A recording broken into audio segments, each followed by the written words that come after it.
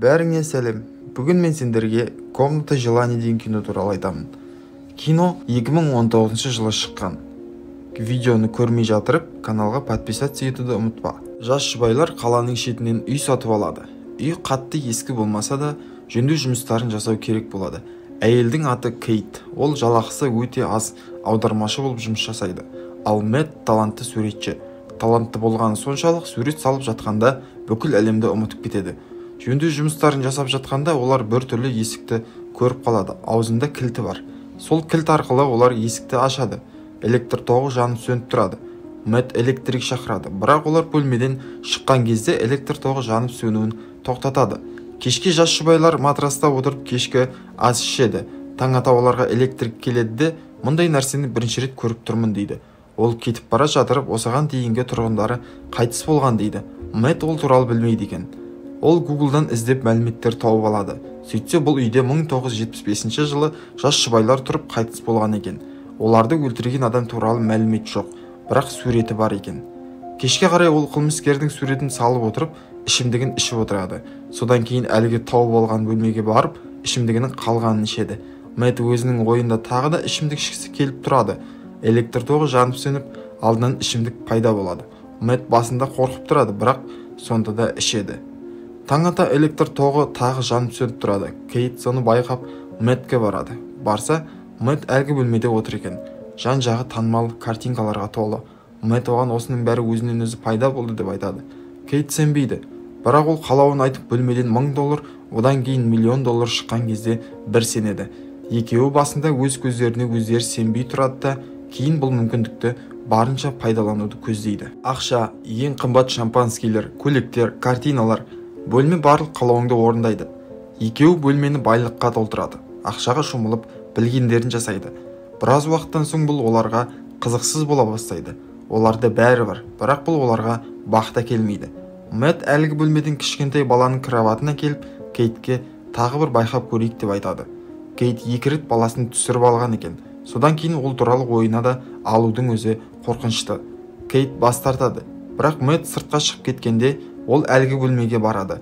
Мэтт үйге келгенде Кейттің бала бағып отырғанын көреді. Мэтт ашуланып, бұлай болмайды, бұл дұрыс емес дейді. Кейт оған жауап ретінде, дұрыс жағынан нәтиже шықпаса, енді не істейміз дейді. Мэтт бұл баланы тез арада құрт дейді.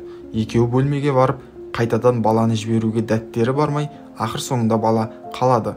Мэтт қылмыскер туралы көбірек білгісі келіп, сол өмір бақи қамалған психиатрлық ауруханаға келеді. Менің осы уақытқа дейін YouTube-тағы нәтижелерім. Ақиқат KZ каналы соңғы 365 күнде 68 миллион просмотрға 2,900,000 теңге. Кочевник каналы декабрь айында 1,8 миллион просмотрға 408,000 теңге.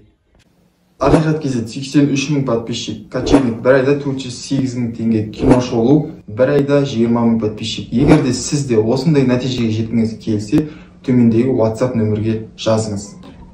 Сол сонда журналистпін деп айтып онымен кездеседі. Аты жөні белгісіз қылмыскер ол бөлме туралы бәрін біледі екен. Ол бұрынғы тұрғындарды амалсыз өлтіргенін айтады да, ол жерден кетіп бөлме туралы ұмытыңдар дейді. Қайтар жолда Мэтт машинаның бензинін төлегелі жатқанда, үйінен алған ақшалары шаңға айналып кеткенін байқайды. Үйге келіп эксперимент ретінде ақшаларды алады да терезеден лақтырып көреді. Сол кезде олардың бірден шаңға айналып жатқанын көреді. Ол бөлмеге кіріп қабырғаларды сындырып, бұл нәрсені қалай жасап тұрғанын білмекші болады.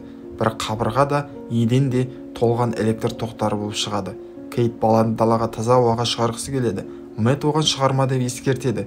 Кейт оны тыңдамай шығып кетеді де, балада бір түрлі нәрселер болып жатқанын байқайды. Мэтт оның артынан барып үйге келгенде, баланың өсіп кеткенін байқайды. Ол Кейтке осы нәрсе туралы айтып береді. Кейт балаға Шейн деген есім қойып, оған сабақ үйретеді. Шейн мінезі қиындау болады, және оған далаға неге шығуға болмайтынын түсінбей жүреді. Бір күні Шейн далаға шығуға шақ қалады. Соңғы сәтте оны Кейт ұстап қалады. Содан кейін ата-анасы үйдің терезелерінің бәрін қымтап тастайды. Шейн үйді зерттей бастайды да, әлгі бөлмені тауып алады. Таң ата екеуі баласының бөлмені пайдаланып жүргенін біліп қояды. Сол бөлменің есігін ашып қалғанда, ол жерден мына әлемнің нағыз шынайы бір бөлігін жасап қойған баласын көреді. Ұзын ағаштар, жарқыраған күн және жауып жатқан қар. Екеуі өз көздеріне өздері сенбей тұрады. Мэтт баласының қолынан жұлқылап ұстап бөлменің есігін жауып қояды. Кейт оған бала ештеңе бүлдірген жоқ қой деп жатса да, Мэтт бұл дұрыс емес, бала кез келген нәрсе жасауы мүмкін, мысалы айдаһар деп баладан қорқып қалады. Сол кезде телефон шырылдайды. Телефонды Шейн көтереді, әлгі қылмыскер екен. Мэтт телефонды жұлып алады да өзі сөйлеседі. Кейт мына жақтан екінші телефонмен оларды тыңдап тұрады. Мэтт қылмыскерден заттарды далаға шығарғанда шаңға айналып кетпейтін амалы бар ма деп сұрайды. Қылмыскер бір амалы бар, ол жасаған адам өзі өлуі керек деп айтады. Сонда Шейн тірі қалу үшін Кейт өлу керек. Кейін сөйлесіп отырып, қылмыскерді де кезінде осы үйде тұрған жас жұбайлар өздері ойлап тапқан екен. Қылмыскер өзі тірі қалу үшін жас жұбайларды өлтірген екен. Енді Мэтттің алдында екі таңдау: Шейнді немесе Кейтті өлтіру. Кейт осының бәрін естіп отырып, үйден шығып кетіп қалады. Мэтт пен Шейн оңаша қалады.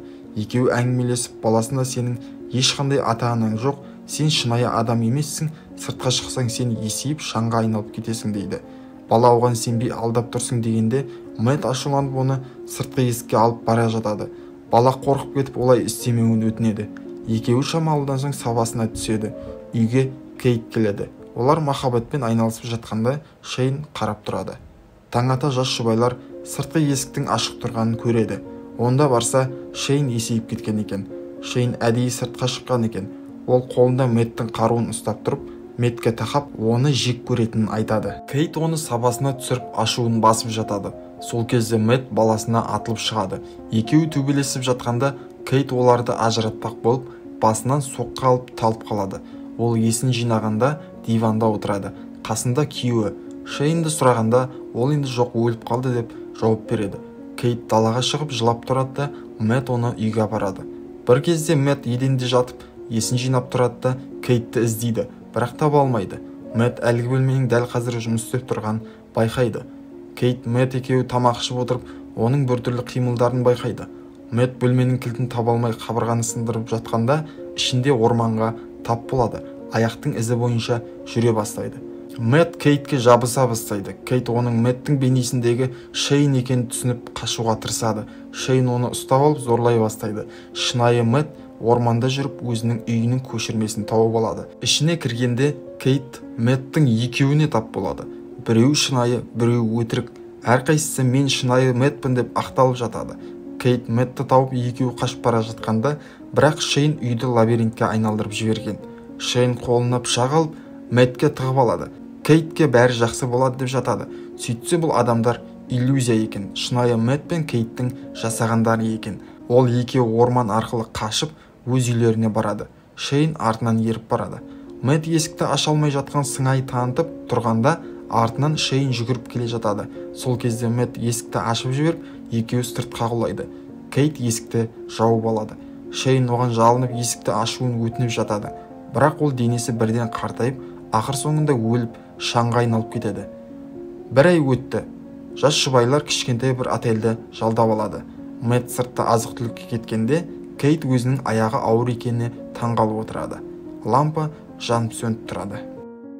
Достар, осы секілді қызықты видеоларды көргілеріңіз келсе, каналға жазылып, лайк басып, комментарий қалдырыңыздар. Келесіде кездескенше.